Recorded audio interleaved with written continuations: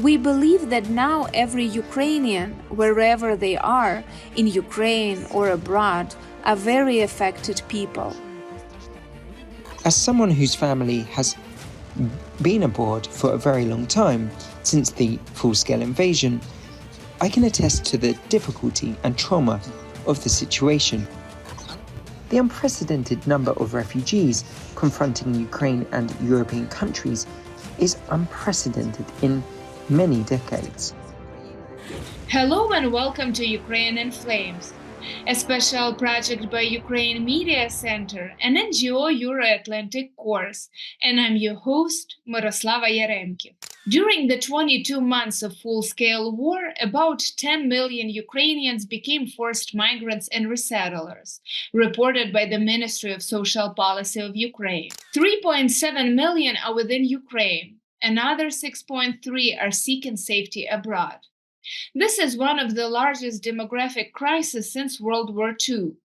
From this issue, we can single out more than a dozen smaller problems that are already on the agenda: housing reconstruction, work with internally displaced people, return of forced migrants from abroad, stimulation of birth rate, fight against early mortality, etc.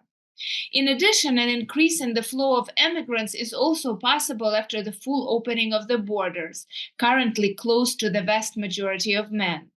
It is also about family reunification, labor migration, and about rehabilitation. In today's episode, we're going to talk about the unity of forced resettlers inside and outside of Ukraine, how it happens, and how Ukrainians abroad help Ukrainians who stayed in the country. If you want to learn more about this subject, please continue watching this video and subscribe to our channel so that you don't miss our videos in the future. We can single out 4 groups of forced resettlers. The first group are classic refugees, mostly middle-aged women with children who left for Poland. They are not very adapted to life abroad, as half of them have never been abroad before. In addition, they mostly lived in cities that were outside the war zone but suffered from rocket attacks. Accordingly, the main reason for going abroad was fear for one's own safety. The second group are quasi-labor migrants who went abroad not only because of the war but also for work. They are the most adapted to life abroad as they have already had experience working abroad. The third group are professionals, people who mostly work in their specialty and are less willing to work outside of it. Also, before the war, they often had their own business. This group is more loyal to Ukraine and plans to return to Ukraine more often than others. And the fourth group are people from the war zone, Ukrainians who suffered the most from the war. They are the most ready to take steps to adapt abroad. At the same time, they also express the greatest willingness to return to another region of Ukraine, if it is impossible to return to their homeland. Their decision to return will depend on the conditions created for it. Deputy Chairman of the public organization Dnipro Regional Association Power of the Future, Svitlana Lukianchenko, will talk about her own experience of being a forced migrant and how she decided to unite public organizations engaged in helping displaced people. Because of the danger to my children, I became a refugee at the beginning of the full-scale invasion and spent almost 2 years in Italy. Staying in a foreign country was a tough challenge indeed, a challenge and a difficult fate. But I never forgot that I am a public activist and that Ukrainians must be supported abroad too. That's why when I returned to Ukraine, I met with our partners and other public activists with whom we have been actively promoting the protection of the displaced people's rights since 2015. We came up with an idea to unite public organizations, initiatives engaged in helping displaced people, refugees, to keep in touch. This is my main narrative, the principal message of our union. We must keep in touch. And this will help us help our country, help Ukrainians. We believe that now every Ukrainian, wherever they are, in Ukraine or abroad, are very affected people. Let's not measure who to what extent. Some people lost their home, others lost their job, Some lost friends, others their family. These terrible things have happened and continue to happen, and it's terrible. We public activists are the people who have strength to help those unable to help themselves. We want to support public organizations and initiatives. I, for one, had the direction of work with foreign organizations in our newly created union. Currently, there are about 20 of them. They are in different countries of Europe and not only. These are Spain, Italy, several organizations in Germany, Poland. There is even Switzerland, and we have one person in Egypt. And these are not just people, Ukrainians, who moved to these countries. These are Ukrainians who have already managed to organize work with Ukrainian communities on the ground to help Ukrainians abroad. They also try to help Ukrainians here. We have great cases, great examples of how Ukrainians abroad help Ukraine. A lot of help is collected by Tatiana Gladkova, for example. She is in Spain, in the Basque country, in Vitoria. Since the beginning of the full-scale invasion, they have collected very, very many hundreds of trucks, tons of humanitarian cargo, and sent them to Ukraine. They have a great case of how they involved a Spanish school in helping a Ukrainian school. They found a gymnasium in Poltava that accepted that help and renovated a shelter in this school. We organize all our events not only for displaced people, but also for local residents. We don't separate them. We also support those returning from abroad. We try to organize. We hold networking events, workshops for mothers with children, etc. One of the wonderful tools that help to make this inclusion, that is, the inclusion of each story in a common background, is such a kind of social art as playback theater. This technology is quite developed in Dnipro, and we are spreading these best practices across the country. When people get together, this playback theater, this performance, helps to hear everyone's stories. We do it every month, and there are 50 people in the audience. When we check where people are from, they tell us they're from Bakhmut, Lysychansk, other towns of the Luhansk and Donetsk regions, from Mariupol, Kharkiv, and Kherson. They are different people.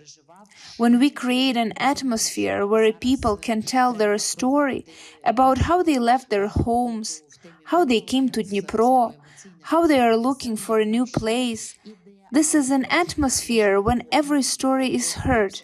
There is empathy for these stories, and we may understand each other's experience a little bit. Considering Ukrainians as a nation of selfless, united, and hardworking people for whom their roots and the land of their ancestors are important, the question of involving Ukrainians who work, live abroad, and their involvement in protecting the common interests of our country should become one of the priority areas of state policy. Chairman of the board of the Ukrainian People's Council of Donetsk and Luhansk regions, Stanislav Fedorchuk, will speak on creation of different forms of dialogue and consolidation of mutual understanding between Ukrainians in Ukraine and Ukrainians abroad. It is clear that after 9 years of forced displacement, a significant portion of civil society institutions have gained extensive experience in a variety of areas, including legislative expertise, i.e. the creation of regulations and various forms of dialogue with Ukrainian local and central authorities. We can say that this conversation is not always easy. It just hope that all of these accomplishments do not vanish during the full-scale war. We should not start from scratch, but rather build on our previous experience. And I sincerely hope that our platform will help to strengthen mutual understanding. Regardless of how painful it is to admit, it was the full-scale invasion that drew the attention of many public organizations from various regions to their partners in Kyiv, Lviv, Dnipro, and Zaporizhia. Nobody is more powerful than we are. It is important that many public organizations and activists from around the world turn to the old Ukrainian diaspora, and I sincerely hope that, despite their disparities in displacement and status, they will be able to forge effective forms of integration. Ukrainians have a lot of responsibilities, including representing our country, supporting our armed forces, those who stayed in Ukraine, and each other.